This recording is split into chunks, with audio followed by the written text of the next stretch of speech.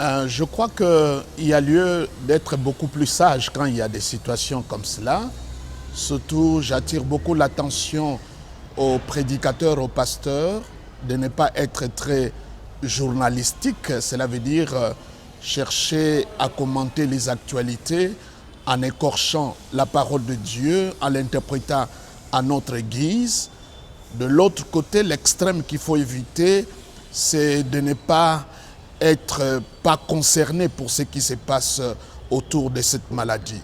Donc, deux extrêmes à éviter. Il ne faut pas que les prédicateurs de la bonne nouvelle deviennent comme des journalistes qui commentent l'actualité et essayant, n'est-ce pas, de tourner la Bible dans tous les sens, au moment qu'ils ne sont pas de médecins, au moment qu'ils ne sont pas des politiques. Je crois qu'il y a lieu de faire beaucoup plus attention. De l'autre côté, cela est tout à fait normal que nous puissions ne pas être indifférents.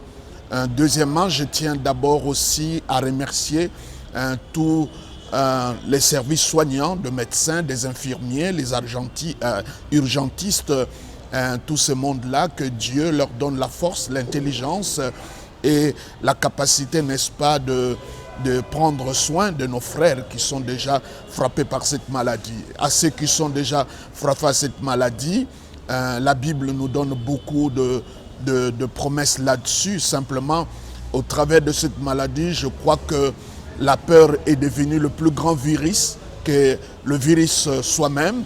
Il y a beaucoup d'intox, beaucoup de messages qui partent dans tous les sens. Ce qui a lieu simplement de garder la confiance et la foi. Et la définition de la foi, nous les connaissons, c'est ayant le regard sur Jésus-Christ, qui est le chef et le consommateur de notre foi. Troisièmement, je m'adresse aux politiques. Je crois qu'il n'y a pas à tâtonner. Je crois que nous avons choisi, nous avons élu, n'est-ce pas, tout ce monde-là pour que dans des situations comme cela, que nous nous sentons être protégés, dirigés.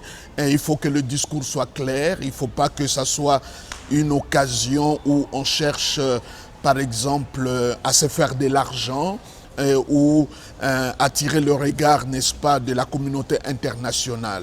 Et aux amis qui sont à l'extérieur, par exemple en Europe, partout dans le monde, qui sont confinés dans leur maison, c'est à la fois c'est pénible, n'est-ce pas, de ne pas jouir de sa liberté, mais de l'autre côté aussi c'est une belle occasion de vivre, surtout aux chrétiens. La vie chrétienne, c'est comme un avion, c'est comme un oiseau. Tu ne peux pas simplement voler avec une seule aile, il faut le des ailes. Cela veut dire la vie de la communauté de l'Église et la vie aussi personnelle. Je crois que cette occasion nous donne aussi d'avoir cette vie d'intime et cette vie personnelle. Et pour ceux qui ne sont pas encore touchés de cette maladie, je crois que nous devons scrupuleusement, tu vois tout ce qu'on est en train de conseiller aujourd'hui, laver les mains, toutes ces choses-là, si nous lisons l'Ancien Testament, le Seigneur les avait déjà dit. Mais à l'époque, c'était des règles tout à fait religieuses, mais aujourd'hui, ce sont des règles d'hygiène. Donc cela, nous devons le respecter. Et à ceux qui sont du sang précieux, nous allons suivre le mot d'ordre, n'est-ce pas, de politique, n'est-ce pas? Mais entre-temps, nous ne devons pas perdre notre foi. La grâce de Dieu nous couvre. C'est à nous de lire chaque jour le psaume 91. Je crois que nous pouvons le prendre comme une cure, de le lire matin, midi, soir à haute voix. Parce que la parole de Dieu, c'est vraiment un médicament. Et la grâce de Dieu, c'est un médicament.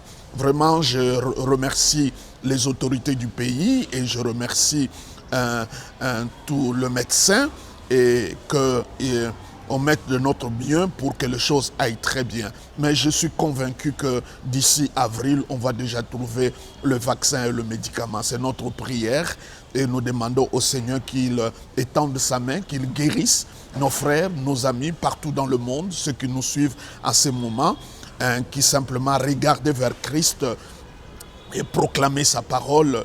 Je crois que si vous êtes chrétien, permettez qu'on puisse vous lire beaucoup de portions des Écritures comme un médicament et je sais que cela guérit aussi. Suivez le traitement, lavez très bien les mains.